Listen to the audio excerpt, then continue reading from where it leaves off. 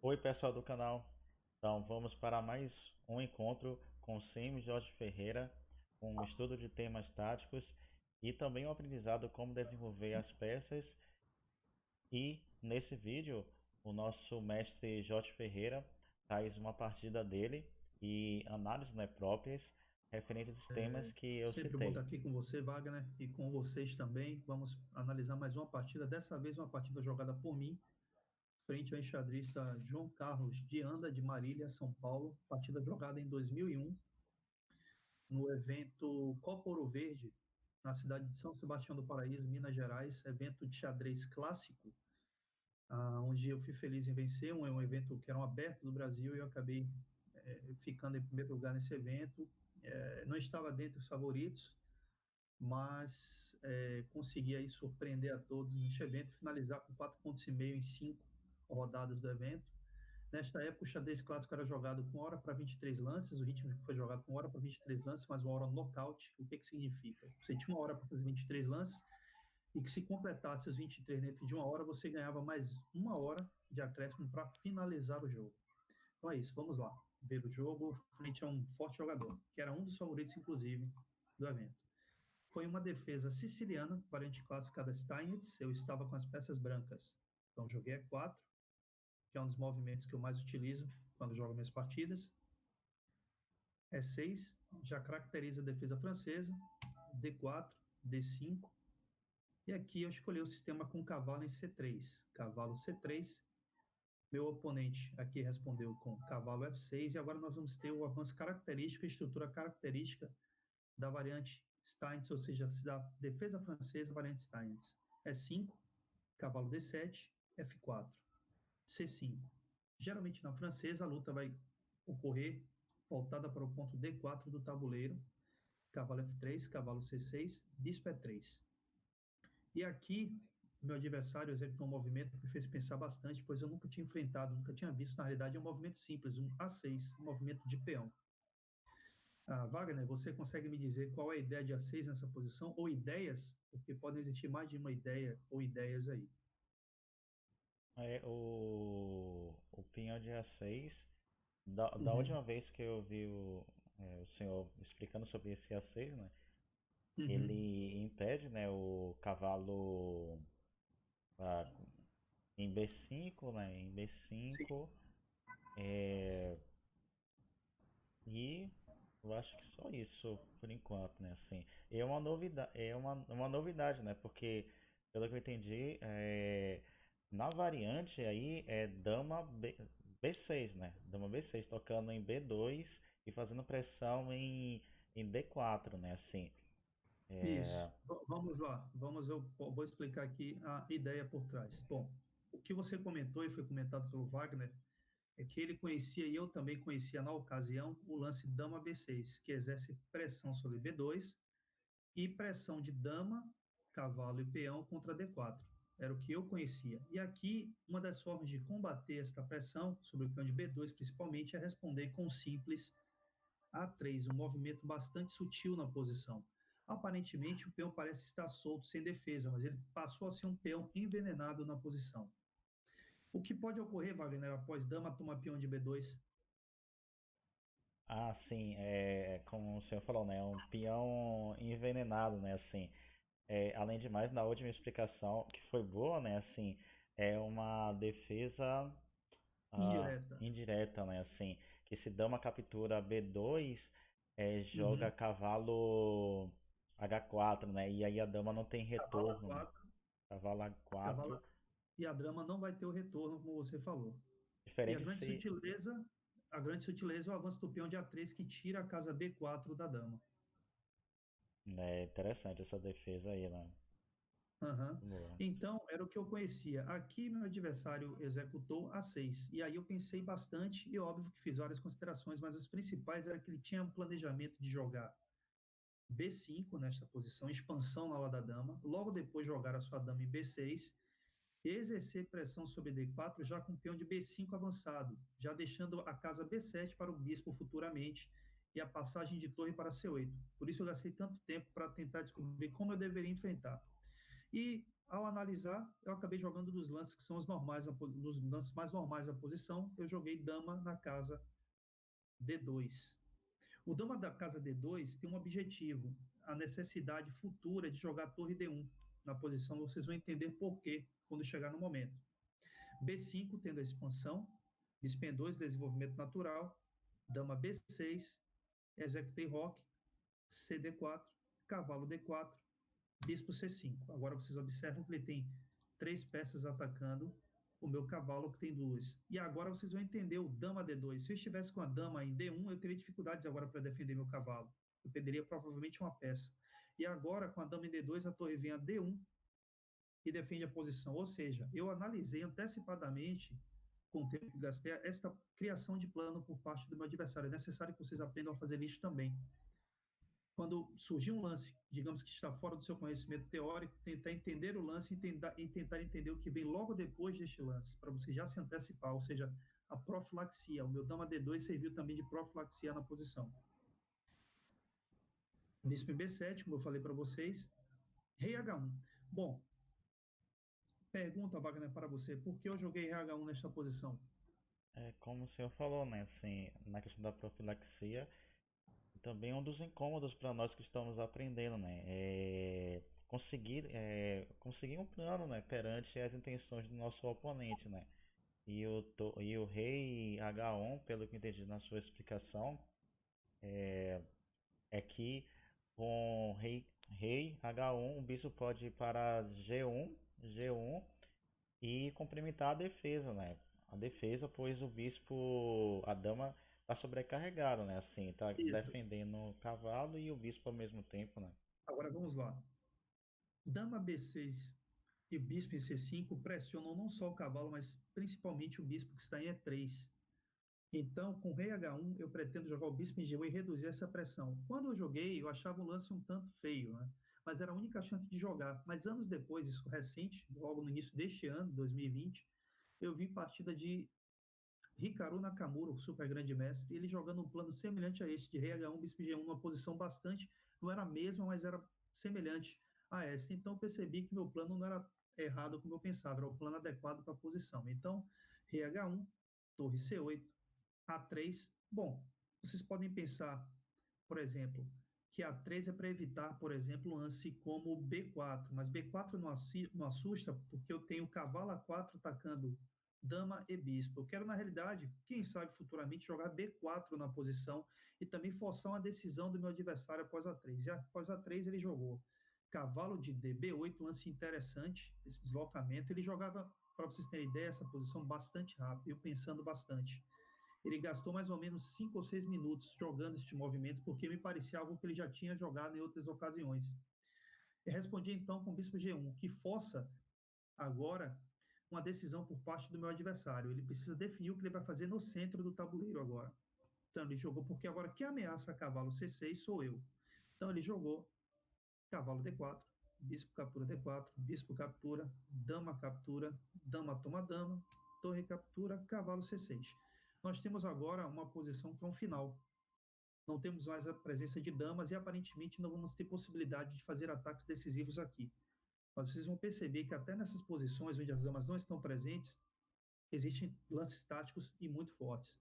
Respondi com torre D2. Meu adversário aqui, mais uma vez, tentando manter a iniciativa que é dele na partida, jogou G5. Bom, ao jogar G5, eu cheguei à conclusão de que eu não poderia jogar a partida de maneira tão passiva. Eu precisava ativar peças e tentar atacar também o adversário. Caso contrário, eu seria sufocado na partida. E aqui eu comecei a analisar como jogar a posição e comecei a observar posicionamento e ação de minhas peças no tabuleiro. Por exemplo, meu bispo ele não tem atividade aqui nesta situação, no momento. Eu preciso melhorar a posição do bispo. O meu cavalo, prestem atenção a isso, ele exerce pressão sobre o ponto D5. Então, passei a observar também o posicionamento das peças do meu adversário em relação a esta conformação de peões e decidi jogar o seguinte movimento: bispo H5, pressionando F7.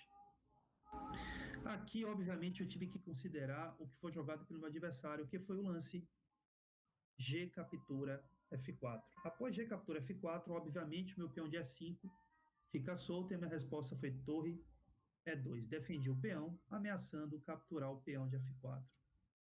Meu adversário tem várias continuações. Uma delas seria, por exemplo, cavalo D4, onde eu jogaria a torre D2 sem problema, cavalo F5, torre toma F4. E temos uma posição bem melhor agora para jogar com as brancas.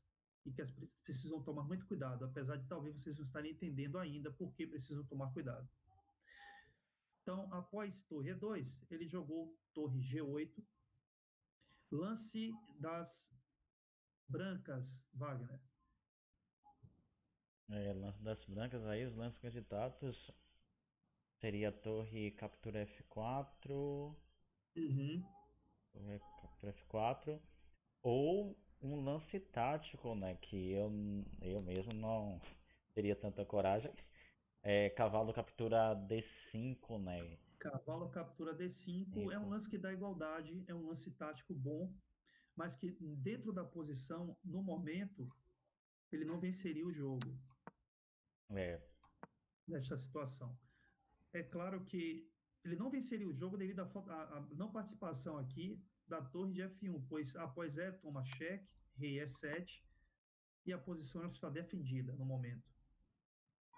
Então aqui, após torre G8, torre captura F4, você acertou, ameaçando F7 junto com o bispo. E meu adversário comete o erro decisivo nessa posição, torre C7. O adequado aqui e correto seria torre G7 com jogo parelho, um jogo relativamente igual, e as brancas teriam melhorado bastante a posição. Ele respondeu com torre C7 e jogam as brancas e ganham. Qual é a sequência para você? nossa, seria de novo agora o. Mas eu quero que agora você vá mais além, tente encontrar as melhores jogadas dentro dessa posição para as brancas e para as pretas. Então, As chances defensivas. Primeiro é o lance branco. Você precisa encontrar a jogada que pode ser ganhadora das brancas. A é, sequência é ganhadora. eu pensaria logo em lances de ameaça aí, né? Com cavalo captura de novo D5. Vamos lá. Mas a continuação qual seria? Cavalo captura D5, Uhum. captura D5, e Sim. aqui agora que ficam elas, né? Assim, porque peão E6, peão E6. E Não pode. como. Ok, vamos lá. Não pode capturar porque está cravado, não é isso? Isso, isso. Vamos ver. Cavalo captura D5, D5, Peão E6. E6. E Aí, agora, como você defenderia esta posição de pretas? como eu defenderia de pretas? Uhum. Gostei dessa. É, não pode.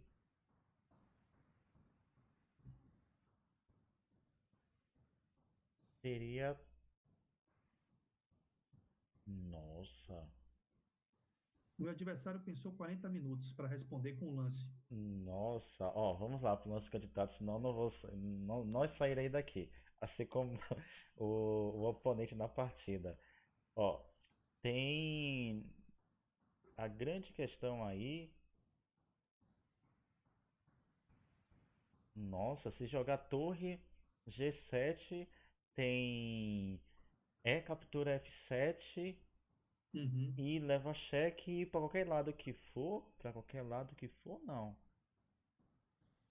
Nossa, para qualquer lado que for, ele tá perdido. Então G7 não.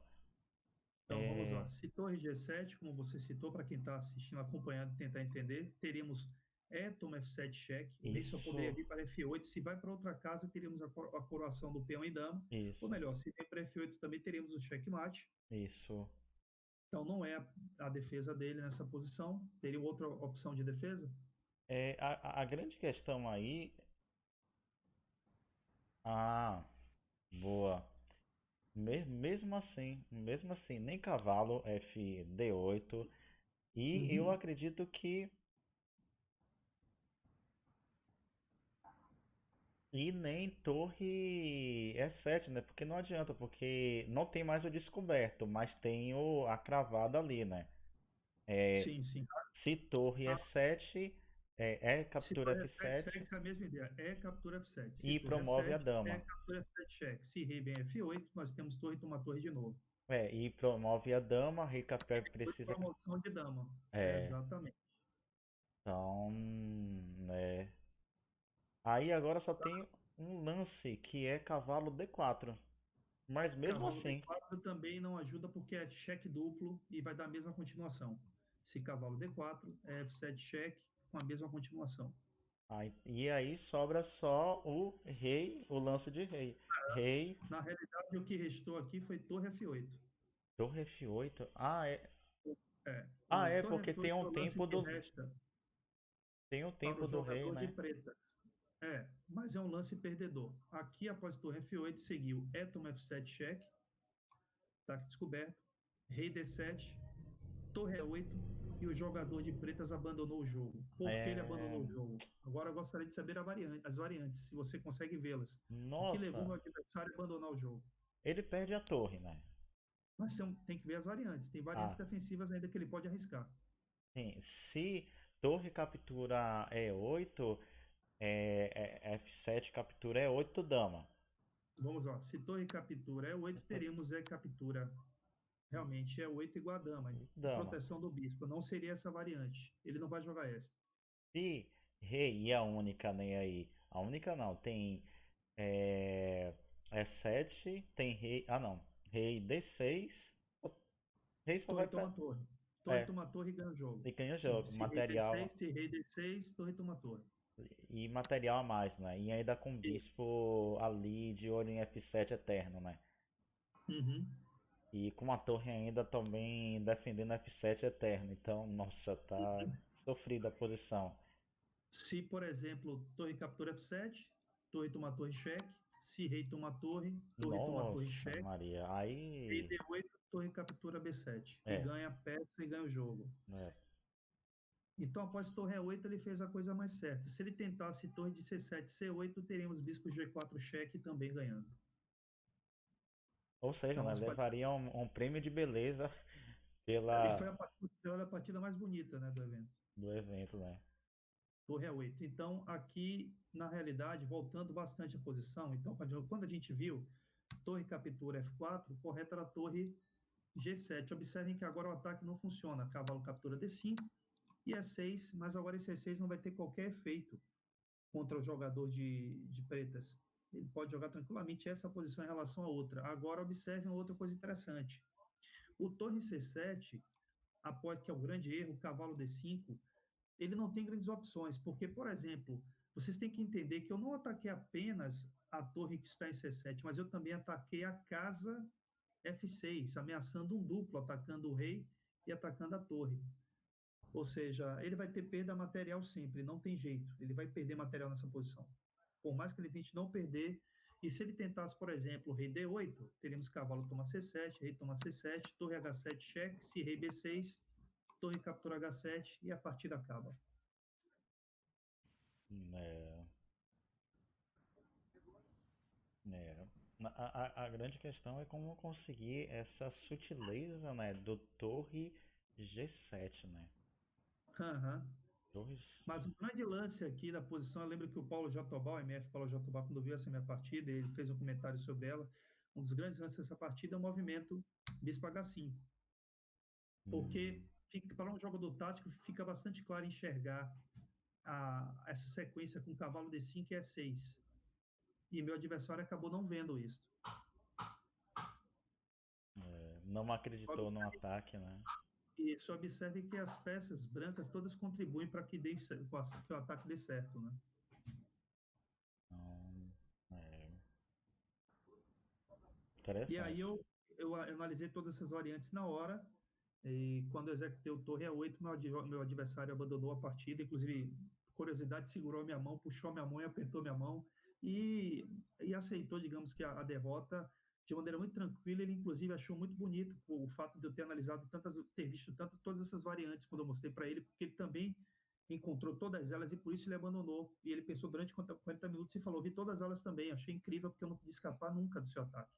E outra curiosidade é que alguns jogadores fortes, inclusive Messi, passavam ao redor da partida, viam a partida e não entendiam porque ele pensava tanto e achavam o tempo todo que ele tinha um jogo ganho. Eles não conseguiam entender que a partida já estava completamente ganha para mim. Tanto que eu gastei mais ou menos 30 minutos para ver a sequência, todas aquelas sequências, né, desde o cavalo D5 até o final, e eu já não analisei mais a partida. Eu confesso que eu fiquei dando voltas no salão, acompanhando os jogos, porque eu sabia que ele não tinha mais como escapar do ataque naquela posição sem grande perda material. E aí, quando ele passou mais ou menos, ou seja, eu passei quase 40 minutos de pé até retornar e ter o movimento dele de defesa, o torre F8, e eu segui com a sequência que vence até o abandono do meu adversário. E aí consideraram essa partida a mais bonita do evento. De fato. E ela é bonita e ela traz muito aprendizado, né? Sim, sim.